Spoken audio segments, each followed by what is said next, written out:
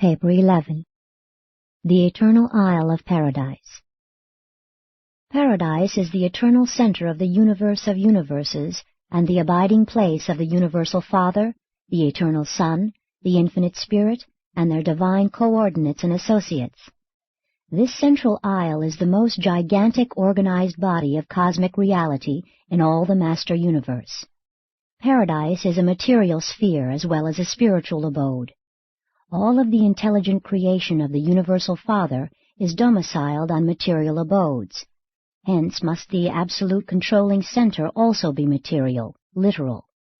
And again it should be reiterated that spirit things and spiritual beings are real. The material beauty of paradise consists in the magnificence of its physical perfection. The grandeur of the Isle of God is exhibited in the superb intellectual accomplishments and mind development of its inhabitants. The glory of the central isle is shown forth in the infinite endowment of divine spirit personality, the light of life. But the depths of the spiritual beauty and the wonders of this magnificent ensemble are utterly beyond the comprehension of the finite mind of material creatures. The glory and spiritual splendor of the divine abode are impossible of mortal comprehension, and paradise is from eternity. There are neither records nor traditions respecting the origin of this nuclear isle of light and life. 1. The Divine Residence. Paradise serves many purposes in the administration of the universal realms, but to creature beings it exists primarily as the dwelling place of deity. The personal presence of the Universal Father is resident at the very center of the upper surface of this well-nigh circular, but not spherical, abode of the deities. This paradise presence of the Universal Father is immediately surrounded by the personal presence of the Eternal Son, while they are both invested by the unspeakable glory of the Infinite Spirit. God dwells, has dwelt, and everlastingly will dwell in this same central and eternal abode. We have always found him there, and always will. The Universal Father is cosmically focalized, spiritually personalized, and geographically resident at this center of the universe of universes. We all know the direct course to pursue to find the Universal Father.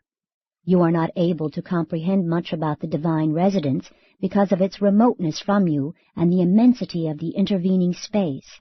But those who are able to comprehend the meaning of these enormous distances know God's location and residence just as certainly and literally as you know the location of New York, London, Rome, or Singapore, cities definitely and geographically located on Urantia.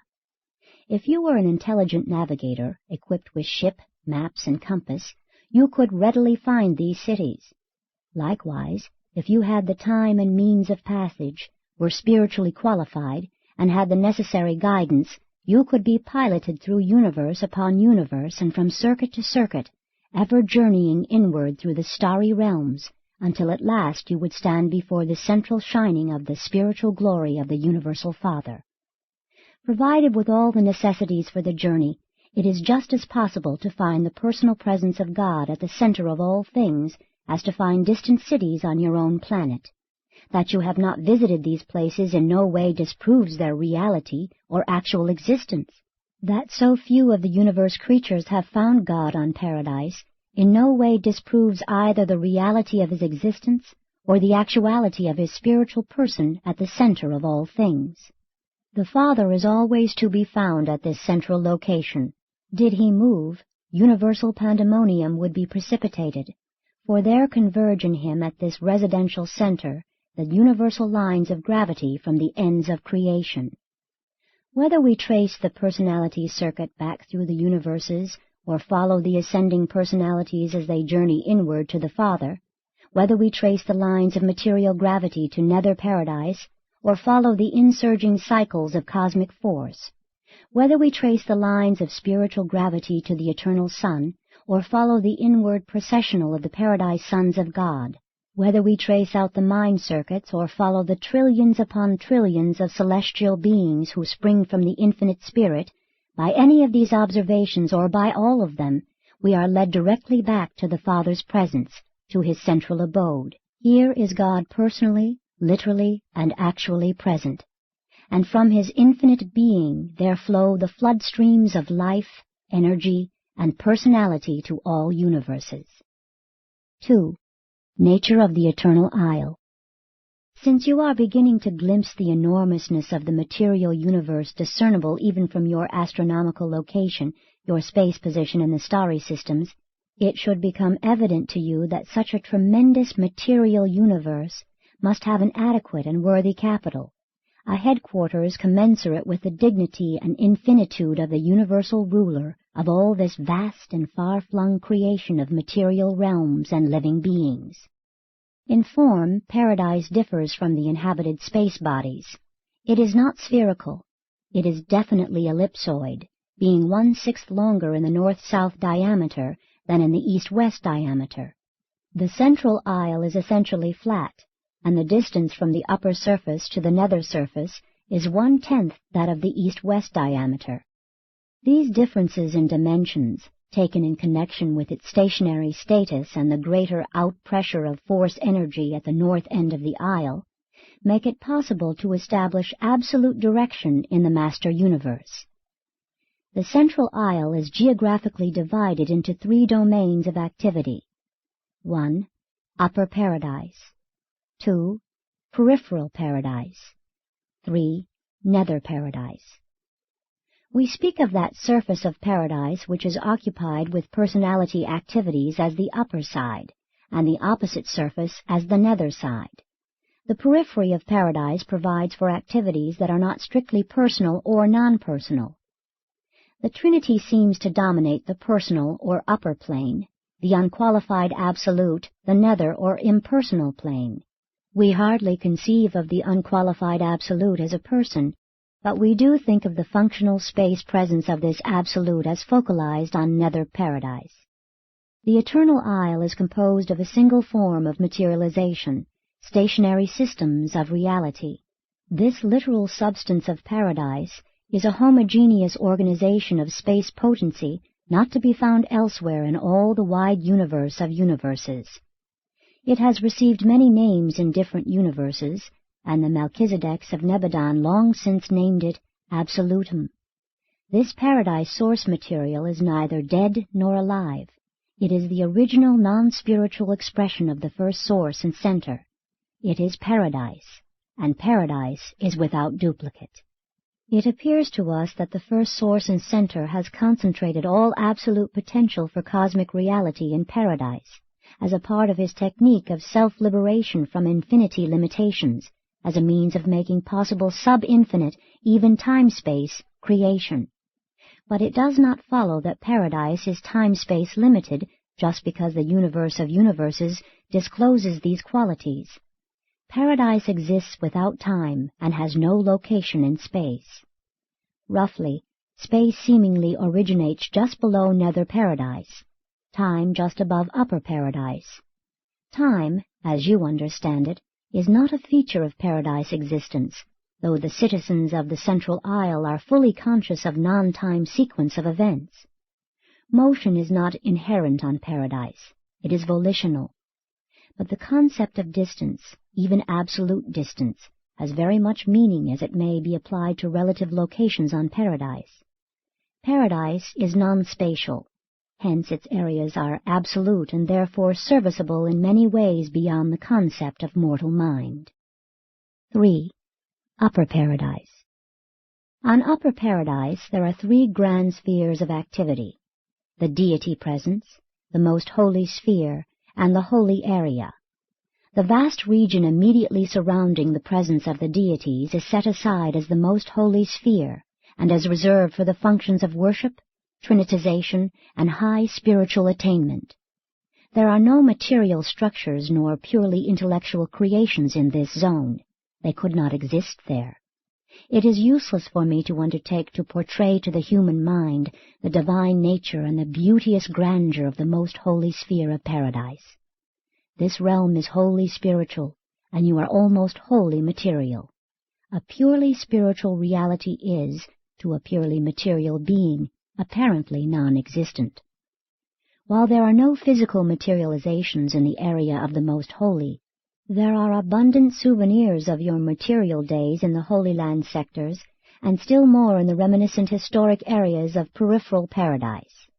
The Holy Area, the outlying or residential region, is divided into 7 concentric zones. Paradise is sometimes called the Father's house, since it is his eternal residence, and these 7 zones are often designated the Father's Paradise mansions. The inner or first zone is occupied by Paradise citizens and the natives of Havona who may chance to be dwelling on Paradise. The next or second zone is the residential area of the natives of the 7 superuniverses of time and space. This second zone is in part subdivided into 7 immense divisions, the Paradise home of the spirit beings and ascendant creatures who hail from the universes of evolutionary progression. Each of these sectors is exclusively dedicated to the welfare and advancement of the personalities of a single superuniverse, but these facilities are almost infinitely beyond the requirements of the present 7 superuniverses. Each of the 7 sectors of Paradise is subdivided into residential units suitable for the lodgment headquarters of 1 billion glorified individual working groups. 1,000 of these units constitute a division. 100,000 divisions equal 1 congregation. 10 million congregations constitute an assembly. 1 billion assemblies make 1 grand unit. And this ascending series continues to the 2nd grand unit, the 3rd, and so on to the 7th grand unit. And 7 of the grand units make up the master units, and 7 of the master units constitute a superior unit, and thus by 7s, the ascending series expands through the superior, super-superior, celestial, super-celestial, to the supreme units. But even this does not utilize all the space available. This staggering number of residential designations on Paradise, a number beyond your concept, occupies considerably less than 1% of the assigned area of the Holy Land. There is still plenty of room for those who are on their way inward, even for those who shall not start the Paradise climb until the times of the eternal future. 4. Peripheral Paradise. The central aisle ends abruptly at the periphery, but its size is so enormous that this terminal angle is relatively indiscernible within any circumscribed area.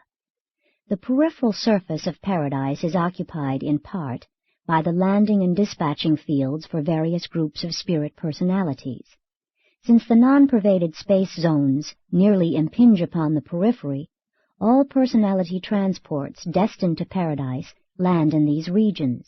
Neither Upper nor Nether Paradise is approachable by transport supernifim or other types of space traversers. The 7 master spirits have their personal seats of power and authority on the 7 spheres of the spirit, which circle about Paradise in the space between the shining orbs of the sun and the inner circuit of the Havona worlds, but they maintain force-focal headquarters on the Paradise periphery.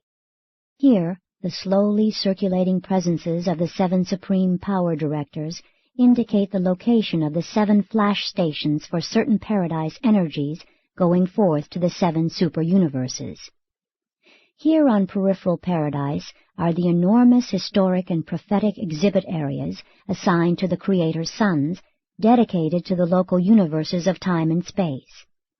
There are just 7 trillion of these historic reservations now set up or in reserve, but these arrangements altogether occupy only about 4% of that portion of the peripheral area thus assigned. We infer that these vast reserves belong to creation sometime to be situated beyond the borders of the present known and inhabited 7 superuniverses. That portion of Paradise which has been designated for the use of the existing universes is occupied only from 1 to 4%, while the area assigned to these activities is at least 1 million times that actually required for such purposes. Paradise is large enough to accommodate the activities of an almost infinite creation. But a further attempt to visualize to you the glories of Paradise would be futile. You must wait, and ascend while you wait, for truly, eye has not seen, nor ear heard, neither has it entered into the mind of mortal man, the things which the Universal Father has prepared for those who survive the life in the flesh on the worlds of time and space. 5. Nether Paradise. Concerning Nether Paradise, we know only that which is revealed. Personalities do not sojourn there. It has nothing whatever to do with the affairs of spirit intelligences, nor does the deity absolute there function. We are informed that all physical energy and cosmic force circuits have their origin on Nether Paradise, and that it is constituted as follows. 1. Directly underneath the location of the Trinity, in the central portion of Nether Paradise, is the unknown and unrevealed zone of infinity. 2. This zone is immediately surrounded by an unnamed area. 3. Occupying the outer margins of the undersurface is a region having mainly to do with space potency and force energy. The activities of this vast elliptical force center are not identifiable with the known functions of any triunity, but the primordial force charge of space appears to be focalized in this area. This center consists of 3 concentric elliptical zones. The innermost is the focal point of the force energy activities of Paradise itself. The outermost may possibly be identified with the functions of the unqualified absolute, but we are not certain concerning the space functions of the mid-zone. The inner zone of this force center seems to act as a gigantic heart whose pulsations direct currents to the outermost borders of physical space. It directs and modifies force energies but hardly drives them. The reality pressure presence of this primal force is definitely greater at the north end of the Paradise Center than in the southern regions. This is a uniformly registered difference. The mother force of space seems to flow in at the south and out at the north through the operation of some unknown circulatory system which is concerned with the diffusion of this basic form of force energy. From time to time there are also noted differences in the east-west pressures. The forces emanating from this zone are not responsive to observable physical gravity, but are always obedient to Paradise gravity. The mid-zone of the force center immediately surrounds this area. This mid-zone appears to be static except that it expands and contracts through 3 cycles of activity. The least of these pulsations is in an east-west direction, the next in a north-south direction, while the greatest fluctuation is in every direction, a generalized expansion and contraction. The function of this mid-area has never been really identified, but it must have something to do with reciprocal adjustment between the inner and the outer zones of the force center. It is believed by many that the mid-zone is the control mechanism of the mid-space or quiet zones which separate the successive space levels of the master universe, but no evidence or revelation confirms this. This inference is derived from the knowledge that this mid-area is in some manner related to the functioning of the non-pervaded space mechanism of the master universe. The outer zone is the largest and most active of the 3 concentric and elliptical belts of unidentified space potential. This area is a site of unimagined activities, the central circuit point of emanations which proceed spaceward in every direction to the outermost borders of the 7 superuniverses and on beyond to overspread the enormous and incomprehensible domains of all outer space. This space presence is entirely impersonal, notwithstanding that in some undisclosed manner it seems to be indirectly responsive to the will and mandates of the infinite deities when acting as the Trinity. This is believed to be the central focalization, the Paradise Center, of the space presence of the unqualified Absolute. All forms of force and all phases of energy seem to be encircuited. They circulate throughout the universes and return by definite routes. But with the emanations of the activated zone of the unqualified Absolute, there appears to be either an outgoing or an incoming, never both simultaneously. This outer zone pulsates in age-long cycles of gigantic proportions. For a little more than 1 billion Urantia years, the space force of this center is outgoing. Then for a similar length of time, it will be incoming. and the space force manifestations of this center are universal. They extend throughout all pervadable space. All physical force, energy, and matter are one. All force energy originally proceeded from Nether Paradise and will eventually return thereto following the completion of its space circuit. But the energies and material organizations of the universe of universes did not all come from Nether Paradise in their present phenomenal states. Space is the womb of several forms of matter and pre-matter. Though the outer zone of the Paradise Force Center is the source of space energies, space does not originate there. Space is not force, energy, or power, nor do the pulsations of this zone account for the respiration of space, but the incoming and outgoing phases of this zone are synchronized with the 2 billion-year expansion-contraction cycles of space. 6. Space Respiration. We do not know the actual mechanism of space respiration. We merely observe that all space alternately contracts and expands. This respiration affects both the horizontal extension of pervaded space and the vertical extensions of unpervaded space which exist in the vast space reservoirs above and below Paradise. In attempting to imagine the volume outlines of these space reservoirs, you might think of an hourglass. As the universes of the horizontal extension of pervaded space expand, the reservoirs of the vertical extension of unpervaded space contract and vice versa. There is a confluence of pervaded and unpervaded space just underneath Nether Paradise. Both types of space there flow through the transmuting regulation channels, where changes are wrought making pervadable space non-pervadable, and vice versa in the contraction and expansion cycles of the cosmos.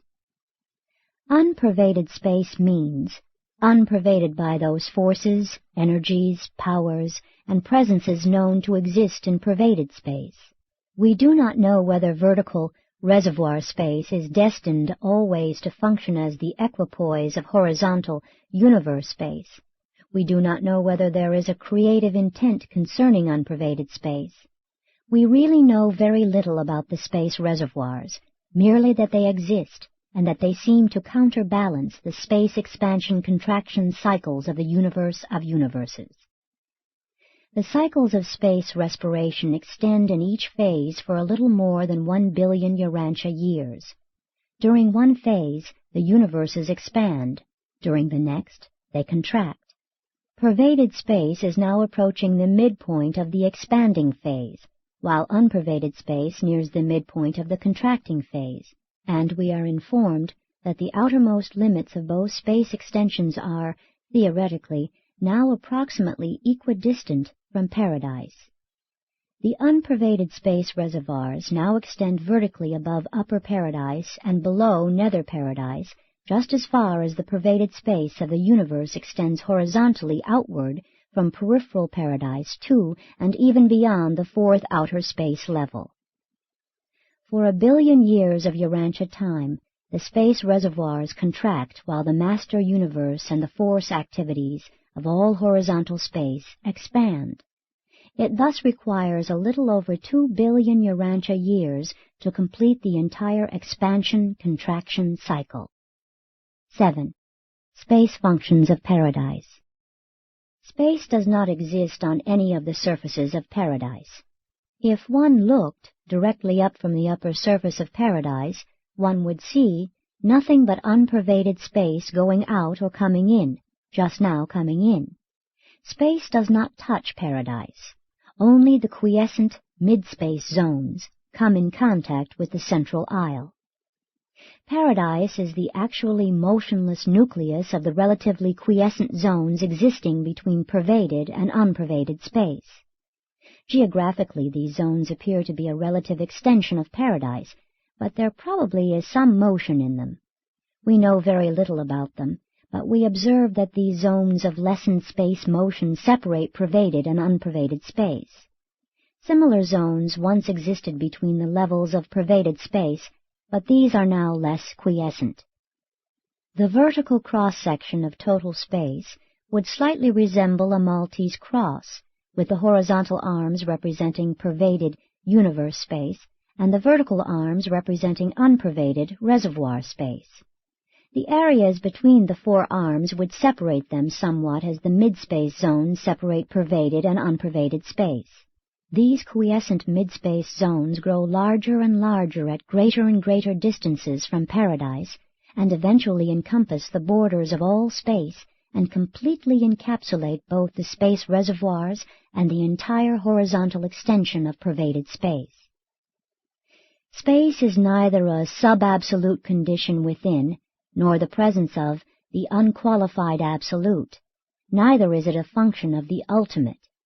It is a bestowal of Paradise, and the space of the grand universe and that of all outer regions is believed to be actually pervaded by the ancestral space potency of the unqualified absolute.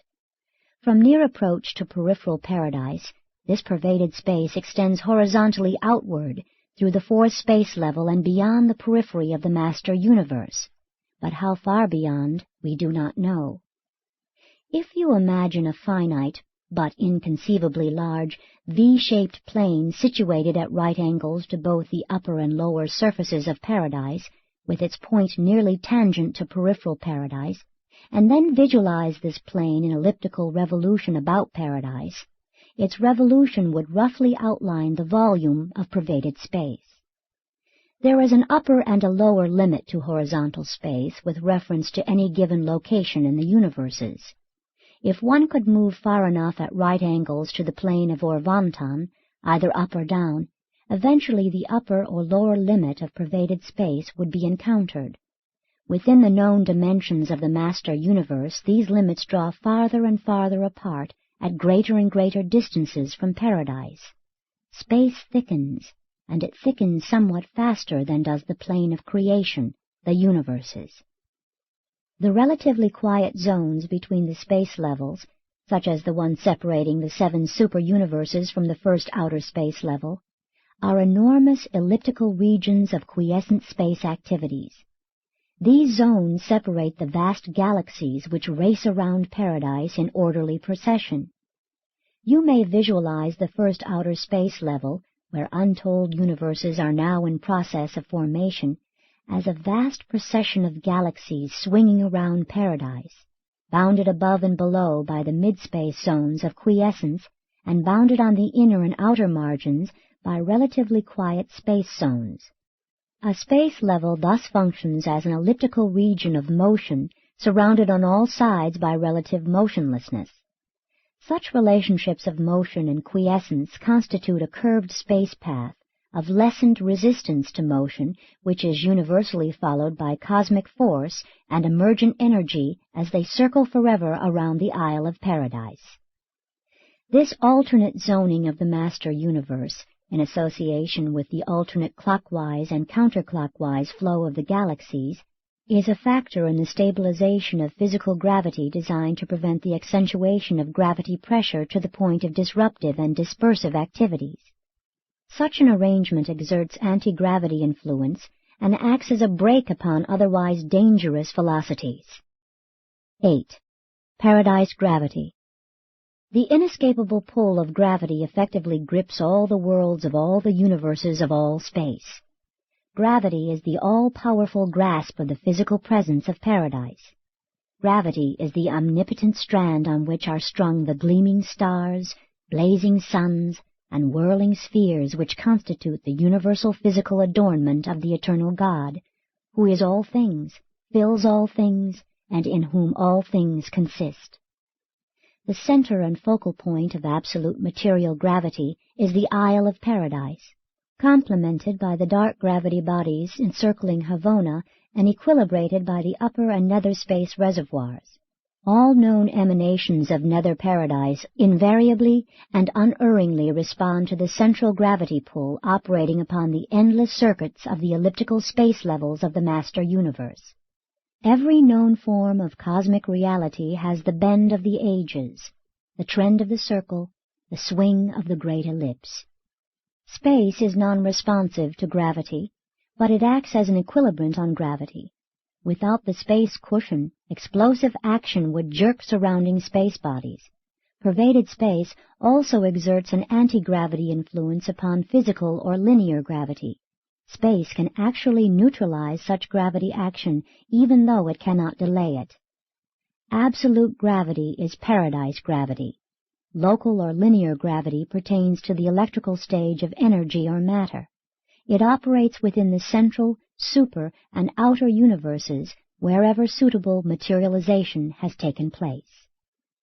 The numerous forms of cosmic force, physical energy, universe power, and various materializations disclose three general, though not perfectly clear-cut, stages of response to paradise gravity. 1. Pre-gravity stages, force. This is the first step in the individuation of space potency into the pre-energy forms of cosmic force. This state is analogous to the concept of the primordial force charge of space, sometimes called pure energy or segregata. 2. Gravity stages, energy. This modification of the force charge of space is produced by the action of the Paradise Force organizers. It signalizes the appearance of energy systems responsive to the pull of paradise gravity. This emergent energy is originally neutral, but consequent upon further metamorphosis will exhibit the so-called negative and positive qualities. We designate these stages ultimata. 3. Post-gravity stages, universe power. In this stage, energy matter discloses response to the control of linear gravity. In the central universe, these physical systems are threefold organizations known as triata. They are the superpower mother systems of the creations of time and space. The physical systems of the superuniverses are mobilized by the universe power directors and their associates. These material organizations are dual in constitution and are known as gravita. The dark gravity bodies encircling Havona are neither triata nor gravita, and their drawing power discloses both forms of physical gravity, linear and absolute. Space potency is not subject to the interactions of any form of gravitation.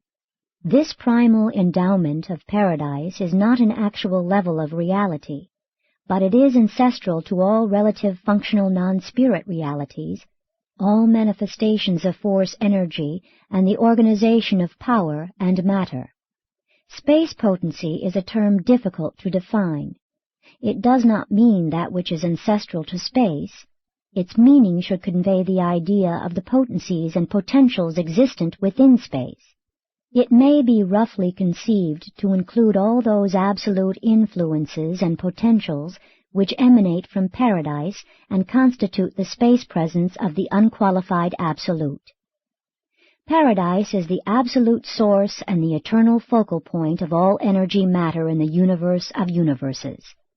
The unqualified absolute is the revealer, regulator, and repository of that which has paradise as its source and origin. The universal presence of the unqualified absolute seems to be equivalent to the concept of a potential infinity of gravity extension, an elastic tension of paradise presence. This concept aids us in grasping the fact that everything is drawn inward towards paradise. The illustration is crude but nonetheless helpful. It also explains why gravity always acts preferentially in the plane perpendicular to the mass, a phenomenon indicative of the differential dimensions of paradise and the surrounding creations. 9. The uniqueness of paradise. Paradise is unique in that it is the realm of primal origin and the final goal of destiny for all spirit personalities. Although it is true that not all of the lower spirit beings of the local universes are immediately destined to paradise, paradise still remains the goal of desire for all supermaterial personalities. Paradise is the geographic center of infinity. It is not a part of universal creation, not even a real part of the eternal Havona universe. We commonly refer to the central isle as belonging to the divine universe, but it really does not. Paradise is an eternal and exclusive existence. In the eternity of the past, when the Universal Father gave infinite personality expression of His spirit self in the being of the Eternal Son, Simultaneously, he revealed the infinity potential of his non-personal self as Paradise. Non-personal and non-spiritual Paradise appears to have been the inevitable repercussion to the Father's will and act which eternalized the original Son. Thus did the Father project reality in two actual phases, the personal and the non-personal, the spiritual and the non-spiritual. The tension between them, in the face of will to action by the Father and the Son, gave existence to the conjoint actor and the central universe of material worlds and spiritual beings. When reality is differentiated into the personal and the non-personal, eternal Son and Paradise, it is hardly proper to call that which is non-personal deity unless somehow qualified. The energy and material repercussions of the acts of deity could hardly be called deity. Deity may cause much that is not deity, and Paradise is not deity. Neither is it conscious as mortal man could ever possibly understand such a term. Paradise is not ancestral to any being or living entity. It is not a creator. Personality and mind-spirit relationships are transmissible, but pattern is not. Patterns are never reflections. They are duplications, reproductions. Paradise is the absolute of patterns. Havona is an exhibit of these potentials in actuality. God's residence is central and eternal, glorious and ideal. His home is the beauteous pattern for all universe headquarters worlds, and the central universe of his immediate indwelling is the pattern for all universes in their ideals, organization, and ultimate destiny. Paradise is the universal headquarters of all personality activities and the source center of all force, space, and energy manifestations. Everything which has been, now is, or is yet to be, has come, now comes, or will come forth from this central abiding place of the eternal gods. Paradise is the center of all creation, the source of all energies, and the place of primal origin of all personalities. After all, to mortals the most important thing about eternal Paradise is the fact that this perfect abode of the universal Father is the real and far distant destiny of the immortal souls of the mortal and material sons of God, the ascending creatures of the evolutionary worlds of time and space. Every God-knowing mortal who has espoused the career of doing the Father's will has already embarked upon the long, long Paradise trail of divinity pursuit and perfection attainment. And when such an animal origin being does stand, as countless numbers now do, before the gods on Paradise, having ascended from the lowly spheres of space, such an achievement represents the reality of a spiritual transformation bordering on the limits of supremacy. Presented by a perfecter of wisdom commissioned thus to function by the Ancients of Days on Uversa.